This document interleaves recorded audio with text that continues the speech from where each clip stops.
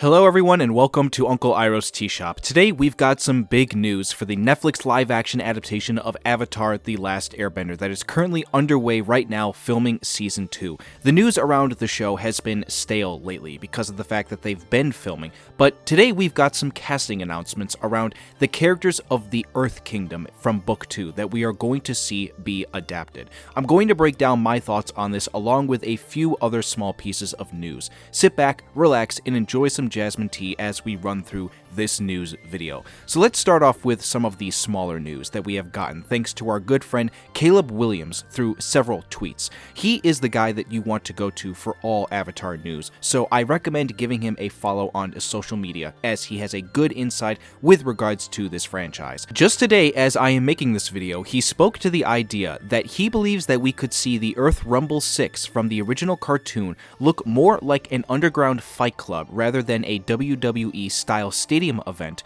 which could save the production of the show way more money. So essentially, for those wondering what this means, he is implying that it's not going to be like a big crowd fair like it's shown to be in the original cartoon. It'll be more like if I was comparing it to something like the movie Fight Club, for those who have seen it. In that movie, our main characters set up a small little fight club where people get together and brawl with each other, but there's not really a massive crowd. It's just a big group of guys watching it all go down. In the original cartoon, it's sort of similar in the sense that you can tell that there is a big crowd for this event, but it is all underground and it's not like the WWE style events that you see in real life with that sport. That is essentially what Caleb is hinting towards as far as the possibility. Then I would say that that could be interesting, although I don't know how I personally feel about it, and I don't really think it's that big of a deal. That scene in the original is not that long anyways, so it's not like it hurts the story or anything. The next thing we have to talk about as far as small stuff is something that's going to excite you all very much.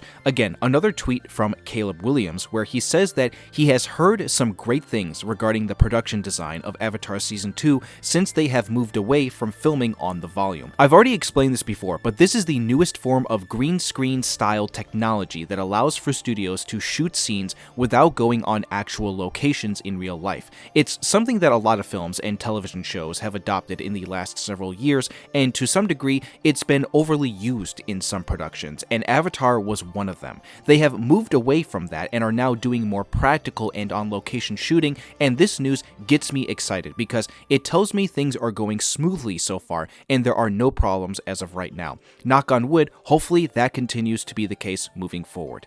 Finally, we have something else that I would like to talk to, and I think you all should take this with a grain of salt, as it doesn't say that we could see it, but it could be a taste of something cool that we could see. 9 months ago, a group known as Nexus Entertainment Studios released a Toph Beifong fan film, which got people excited for the possibility that the girl who plays Toph could be cast as her in the Netflix show.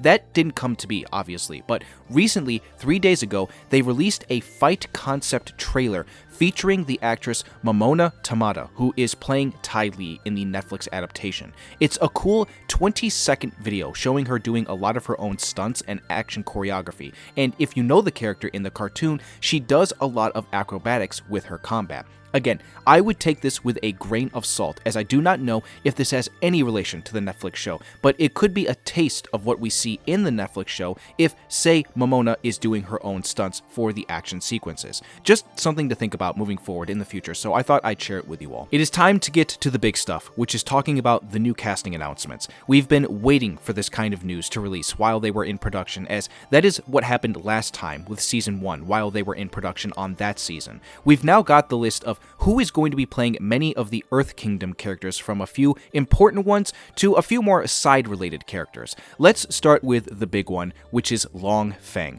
I don't know how everybody else feels about this full list, but this might be my favorite one. Chin Han is an actor that you've seen his face in a bunch of stuff before, but might not know his name. The most famous example is, of course, the fact that he plays the character of Lao in The Dark Knight, which is one of the most popular films of all time, and where I imagine everybody knows his face from. Recently, he played the character of Shang Tsung in the live-action adaptation of Mortal Kombat, and is playing him again in the sequel coming soon. What differentiates himself from the cartoon version is that he's not going to have as deep of a voice as Clancy Brown brought to that character, at least as far as we know. As long as he plays the character very menacingly, that's what matters most to me. Next up, we have Justin Chien as Earth King Quay. First off, a fun little detail, he is actually dating Maria Zhang, who is the girl that plays Suki in the Netflix adaptation. In terms of him as an actor, I don't know him from anything, so I can't comment on how I feel about who he is as an actor. He seems young enough to play that role, and so if they just clean shave him and put on those goofy little glasses, he'd probably fit the role quite well. Amanda Zhao is playing the character of Jo Dee. Again, like Justin and pretty much all these actors minus Chin Han, I haven't seen her in anything, but I think that she could fit this role quite well. The character in the original cartoon is very interesting and also is kind of an actor in her own way, if you think about the way that she was utilized by Long Feng and the Dai Li. Then we have Crystal Yu as Lady Beifong. Now, with this one, if I'm assuming correctly, this is of course Toph's mom. Why they are referring to her as Lady Beifong instead of Poppy, which is what her name is known to be in the lore, is quite weird to me, but regardless, this seems like evidence enough to support the fact that her parents will show up.